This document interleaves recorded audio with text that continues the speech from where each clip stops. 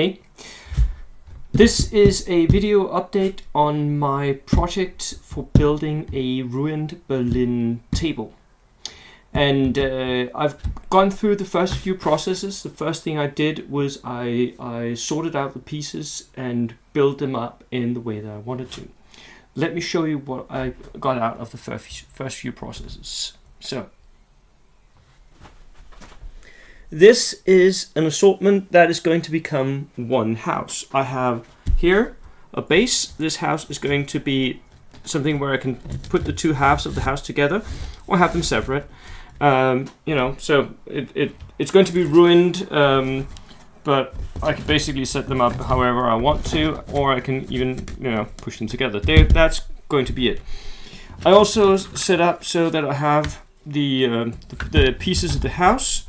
They got the same grayish color here, which is going to be the outside. On the other side of that, I spray painted it brown, and then I added dollhouse wallpaper, which I printed out. You can find that online. So I made sure to have them so that the wallpaper would match up when I put them together, because they're going to go together like this, right? So I needed the wallpaper of the second floor and third floor to be the same, and the wallpaper of the first floor to be the same. And this is just, box standard printer paper with a color printer, and then print it out and set up like that. The most difficult thing, the thing that took the longest, was cutting out the individual windows here. That took quite a while, and wasn't, you can see it's sort of frilly. I don't care, because most of this is going to get messed up quite a lot more. It's going to be made. I'm going to give it coloration, and it's going to get grime and all kinds of stuff. So right now I'm just doing the basis, like spray paint, wallpaper. That's it. That's the basis. So the individual floors also got a bunch of floor tilings for dollhouses.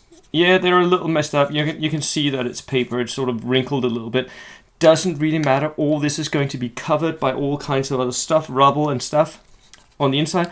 Made sure to align these all so it looks like the floors were all made for the same building, and they can go on the inside of these.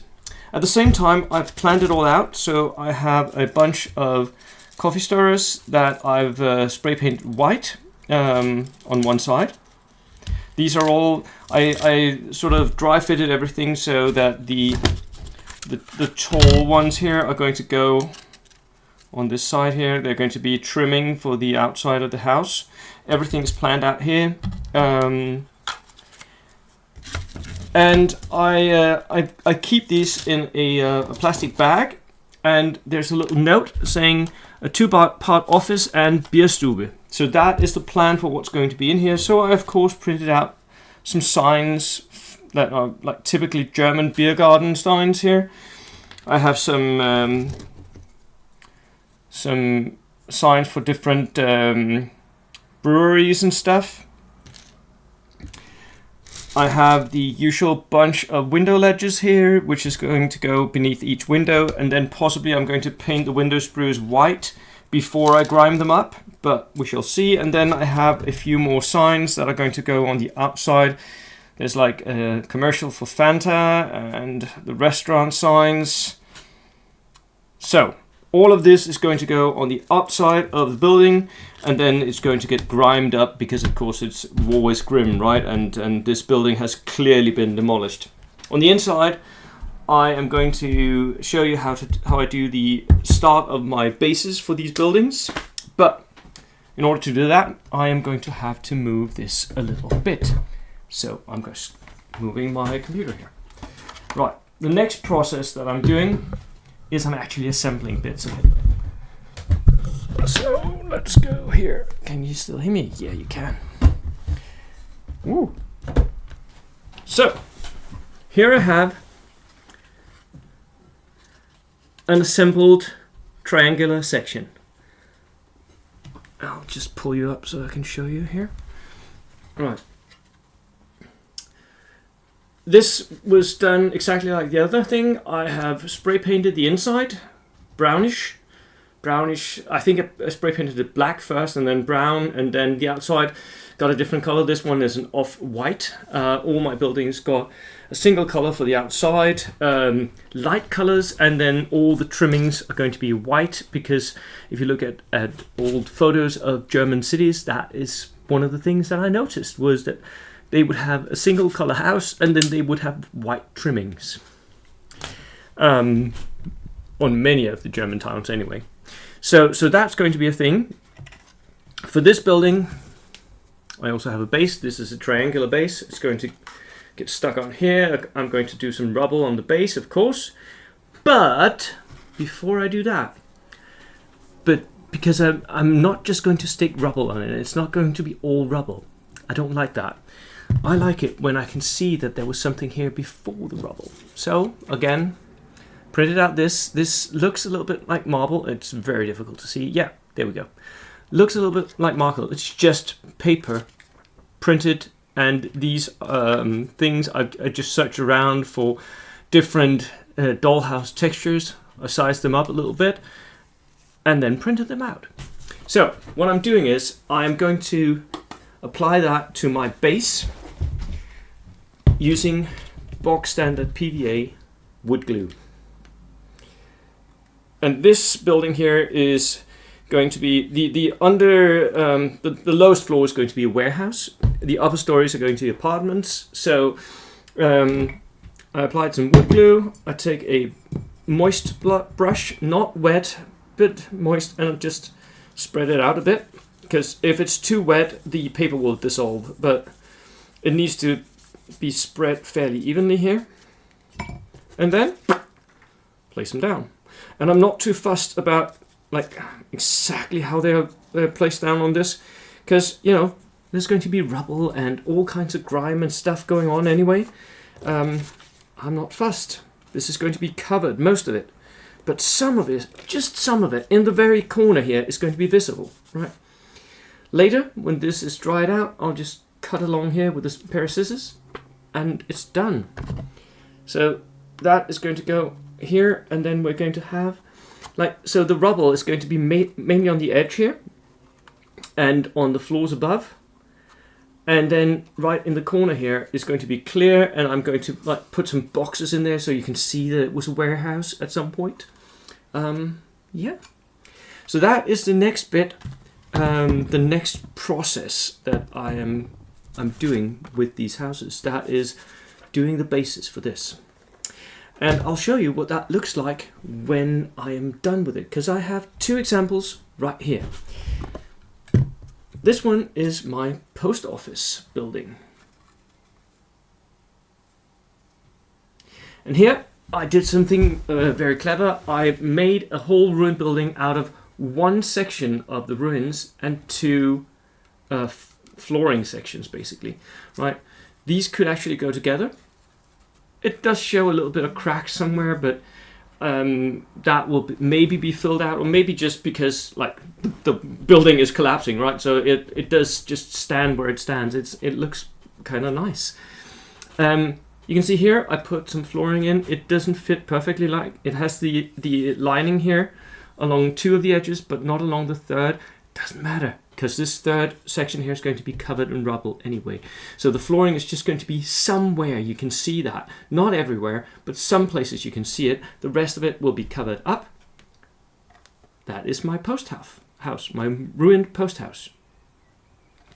So you can see I've already applied the next bit. Once I've set down the actual walls on this ruined bit, I will apply the posters that I picked out. Here, a sign saying Postamt, and a small poster saying you should really turn down your lights because the Allies are coming. Postamt again on the front of the building.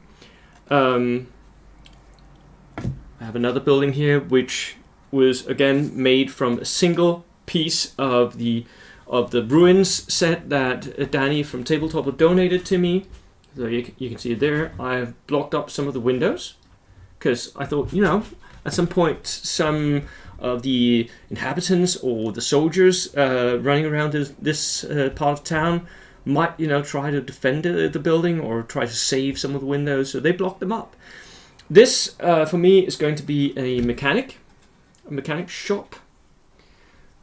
There's a little picture here of a famous mustachioed guy, and then somebody, some allied soldier, ripped it up and drew Kilroy.